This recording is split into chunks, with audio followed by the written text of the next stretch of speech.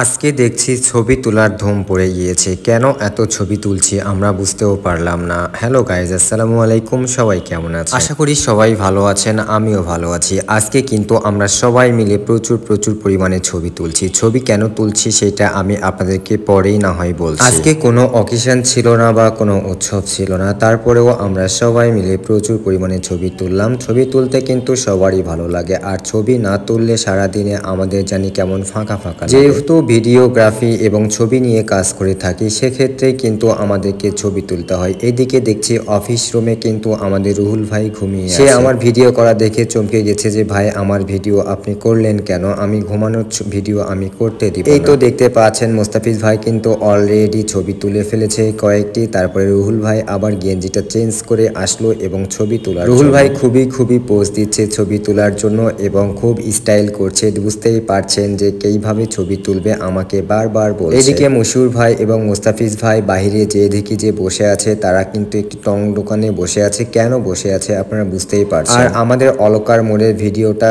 খুবই ভালো লাগে। আমার অলকার মোড়টা আমাদের মেইন মোড়, আর অলকার মোড় থেকে আমার বাসা অল্প একটু। আমরা প্রতিনিয়ত এই খালার দোকানেই কিন্তু চা খেয়ে থাকি। বাহিরে কিন্তু প্রচুর পরিমাণে রোদ ছিল, আর রোদের কারণে কিন্তু বুঝতেই পারছেন ভিডিওটা খুব ভালো হয়নি আমার। তারপরেও কিন্তু ভাবলাম যে একটু ভিডিও, কখনো বৃষ্টি হচ্ছে কখনো রোদ হচ্ছে, এটাই চলছে বর্তমান আকাশের পরিস্থিতি। কারণ এত গরমের মধ্যে মাঝে মধ্যে বৃষ্টি হইলে কিন্তু ভালো লাগছে। এবং মোস্তাফিজ ভাইয়ের টং দোকানে বসে থাকা দেখে আমি অলরেডি কিন্তু অফিসে চলে আসলাম। এই কারণেই যে আমার অফিসে কিছু কাজ পেন্ডিং আছে। আজকে কিন্তু সপ্তাহের লাস্ট ডে, আর এই ডেতে কিন্তু প্রচুর পরিমাণে কাজ থাকে। এইদিকে কিন্তু মাসুদ ভাই কিন্তু বিভিন্ন রকমের গল্প করছে বসে। ও সারাদিন শুধু গল্প আর গল্প নিয়েই পড়ে থাকে। আমি মাসুদ ভাইয়ের সাথে গল্পটা করে আমি চলে আসলাম আমাদের অফিস রুমের বাইরে পুকুরের একটু দৃশ্য দেখার জন্য। মাঝে মধ্যেই কিন্তু আমি বাইরে এই বেলকনিতে দাঁড়িয়ে হাওয়া, বিশেষ করে এখানে আসার মেইন উদ্দেশ্য হচ্ছে যে এই পুকুরটার ওপরেই কিন্তু আমি থাকি। এই পুকুরের ওপারে আমার